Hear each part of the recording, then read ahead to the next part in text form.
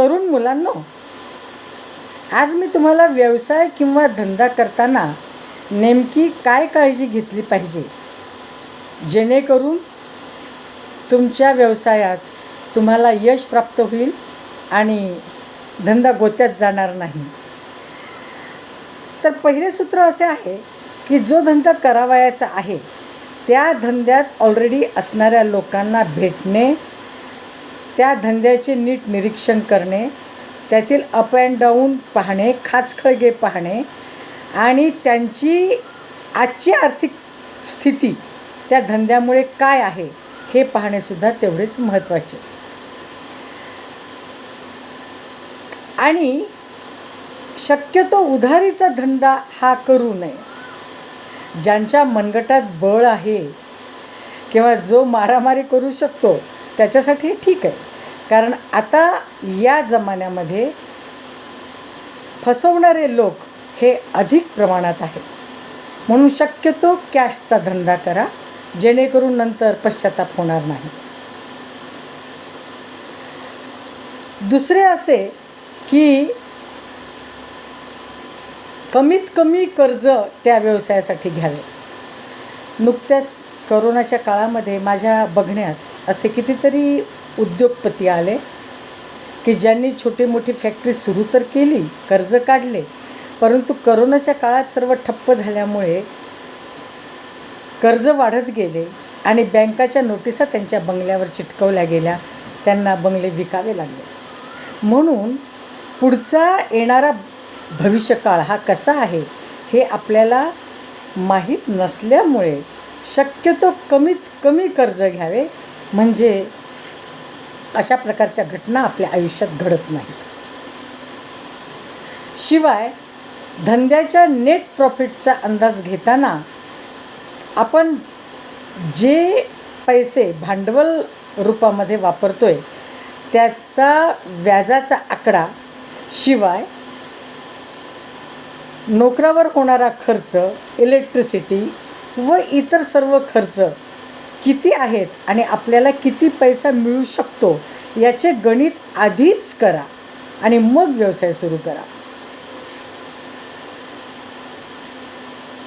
शक्यतो कमीत कमी पैशामध्ये, कमीत कमी भांडवलमध्ये जो धंदा असेल तो शक्यतो ज्यांची परिस्थिती, आर्थिक परिस्थिती थोडीशी मध्यम आहे त्यांनी निवडावी.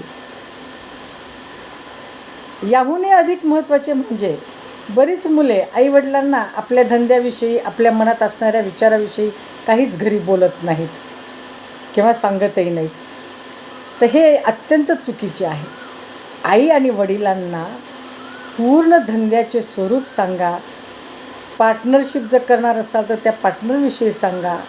त्यांचे अनुभवाचे बोल ऐका, कारण त्यांनी आयुष्यात खूप काही पाहिलेले असते, अनुभवलेले असते आणि कोणत्याही मित्र किंवा शेजारीपेक्षा आईवडिलांचे मत हे नक्कीच तुमच्यासाठी जास्त हितावह असते, हे विसरून चालणार नाही. कोणताही बिझनेस करताना गडबड न करता शांत डोक्याने तो व्यवसाय निवडा. शिवाय कमीत कमी किरायाची जागा घ्या, कारण आत्ताच माझ्या पाहण्यामध्ये एका डॉक्टरने अगदी सुरुवातीलाच 25,000 रुपये भाडे असलेली जागा घेतली. त्याच्या अपेक्षेप्रमाणे तेवढा पैसा आला नाही आणि तो थोडाफार नैराश्यात गेला. त्याला ती जागा नंतर सोडावी लागली. तर हे होऊ नये म्हणून आधी शक्यतो आपल्या घरात जर सुरू करता येत असेल तर उत्तमच, पण सुरू करता येत नसेल तर अगदी कमीत कमी किरायाची जागा घ्या जेणेकरून तुमच्या पदरी नैराश्य येणार नाही. आवश्यक तेथे काटकसरसुद्धा तुम्ही केली पाहिजे. बऱ्याच ठिकाणी मी पाहते की एखादा व्यवसाय उघडलेला असतो आणि त्या दुकानात जे नोकर असतात त्यांना 4-5 वेळा चहा पाजला जातो. त्यांना पाणी पण पाजताना जारचे मुद्दाम पाणी मागवले जाते. मनपाचे पाणी मिळत असूनसुद्धा जारचे पाणी आणणे हे कितपत योग्य आहे? हा विनाकारण जाणारा पैसा तुम्ही वाचवला पाहिजे, तरच तुमची आर्थिक घडी बसेल. मित्रावर खूप खर्च करणे टाळले पाहिजे, कारण बऱ्याच वेळा मित्रावर खर्च केल्यानंतर मित्र तुम्हाला देवमाणूस म्हणतात किंवा यार बहुत बडे दिल का है तू असे बोलून जातात.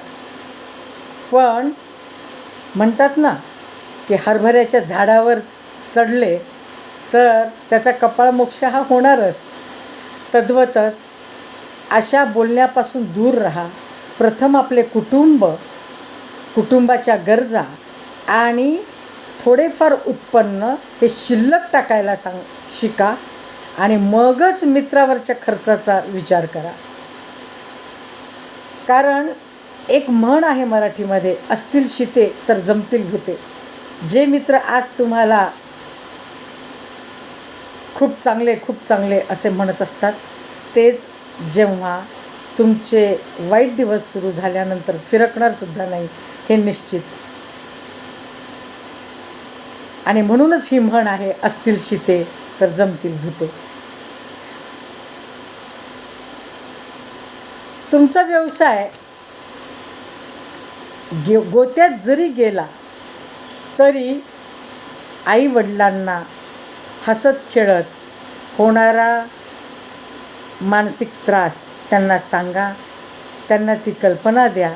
कधीकधी आईवडील त्यातून मार्ग फार उत्तमरित्या काढतात, हे विसरू नका. आणि म्हणूनच आईवडिलांना पहिला गुरु मानलेले आहे. कोणताही बिझनेस करताना स्पष्टपणे त्यांना सांगून त्यांचा अनुभव वापरून मगच सुरू करा, एवढेच माझे म्हणणे.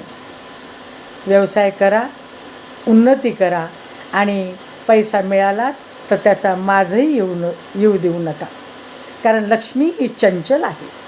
जेव्हा तुम्ही अनाठाई खर्च करता तेव्हा लक्ष्मी न कळत तुमच्यापासून दूर जाते असे म्हणायला हरकत नाही. प्रत्यक्षात स्वर्गात लक्ष्मी आहे किंवा नाही हे कुणाला माहीत नाही, परंतु पैशाचा अपव्यय होणे हे केव्हाही वाईटच हे तर कोणीही सांगेल.